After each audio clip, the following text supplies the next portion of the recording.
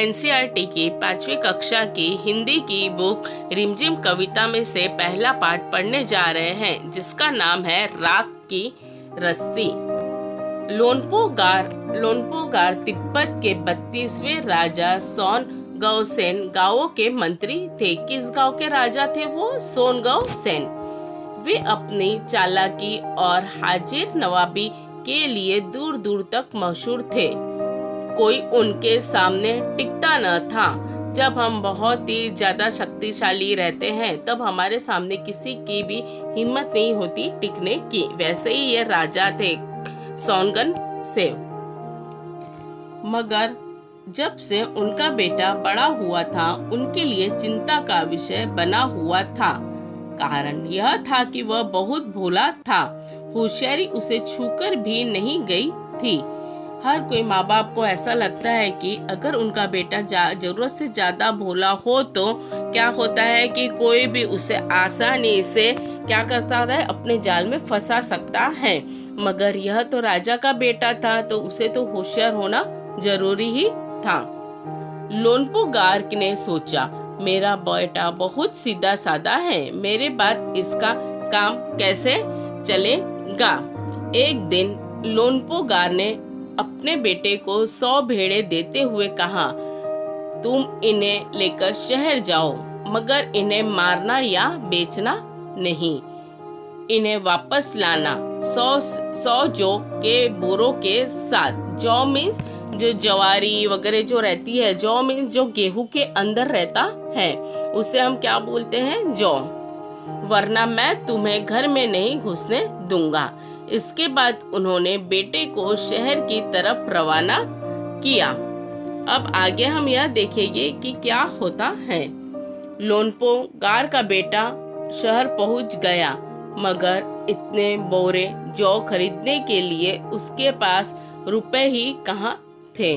वह इस समस्या का पर सोचने विचारने के लिए सड़क किनारे बैठ गया, क्योंकि वो बहुत ही जरूरत से ज्यादा भोला था। इसलिए उसे समझ नहीं रहा था कि मैं अब क्या करूं। मगर कोई हल उसकी समझ में नहीं आ रहा था। वह बहुत दुखी था। तभी एक लड़की उसके सामने आ खड़ी हुई। क्या बात है, तुम इतने दुखी क्यों हो? लोनपो गार के बेटे ने अपना हाल कह सुनाया। किसे सुनाया? वह जो लड़की उसके सामने आई थी उसको। इसमें इतना दुखी होने की कोई बात नहीं है, मैं इसका हल निकाल देती हूँ। इतना कहकर लड़की ने भेड़ों के बाल उतारे और उन्हें बाजार में बेच दिया। जो रुपए मिले उनसे जौ के 100 बोरे खरीद कर उसे घर वापस भेज दिया। लोनपो गार के बेटे को लगा कि उसके पिता बहुत खुश होंगे, मगर उसकी आप बीती पर उन्होंने ध्यान नहीं दिया। वे उठकर कमरे से बाहर चले गए। दूसरे दिन कहा, पिछली बार भेड़ों के बाल उतार कर बेचना मुझे जरा भी पसंद नहीं आया। ये किसने कहा? किससे कहा था?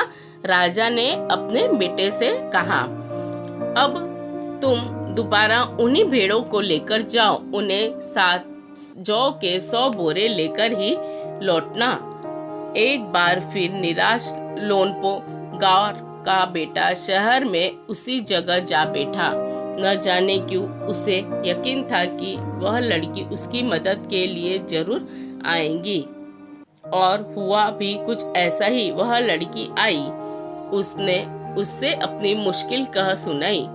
अब तो बिना जौ के 100 बोरों के मेरे पिता मुझे घर में नहीं घुसने देंगे।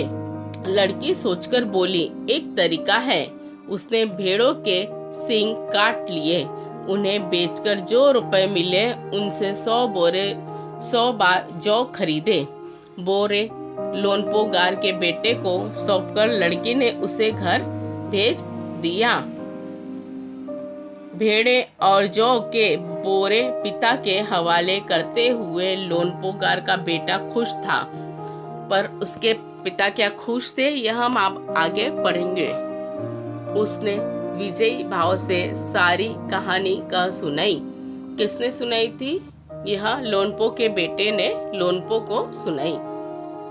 सुनकर लोनपो गार बोले, उस लड़की से कहो कि हमें 9 हाथ लंबी राख की रस्सी बनाकर दे।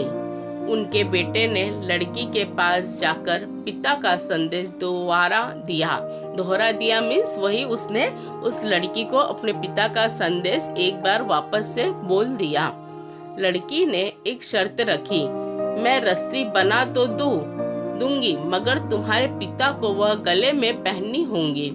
लोनपो गार ने सोचा ऐसी रस्सी बनाना ही असंभव है, इसलिए लड़की की शर्त मंजूर कर ली।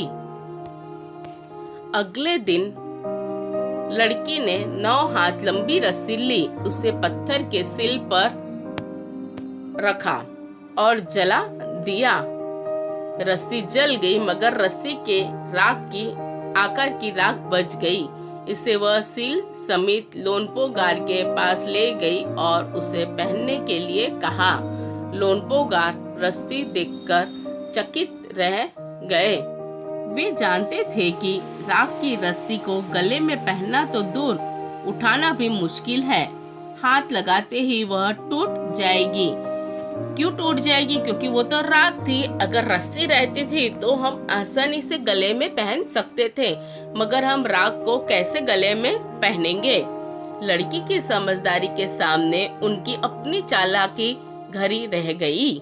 बिना वक्त गवाए लोनपो गार ने अपने बेटे की शादी का प्रस्ताव लड़की के सामने रख दिया, क्योंकि वह जो लोनपो था वह उस लड़की से बहुत ही ज्यादा खुश हो गया था उसकी समझदारी को देखकर। धूमधाम से उन दोनों की शादी हो गई। तो बच्चों, हमें इस पाठ से क्या सबक मिलता है कि हमें हद से भी ज्यादा भोला नहीं रहना चाहिए। अगर हम हद से ज्यादा भोले रहेंगे तो दुनिया हमारा फायदा उठाएगी और हमें नाकारा और नासमझ समझेंगी। ये हिंदी का पहला पाठ राख की रस्सी यहीं पे खत्म करती हूँ और मैं आपके सामने जल्द ही हिंदी का दूसरा पाठ लेकर आऊंगी। सबसे पहले आप मेरे इस वीडियो को लाइक कीजिए और सब्सक्राइब कीजिए और ज़्यादा से ज़्यादा इसे शेयर करने की कोशिश करिए।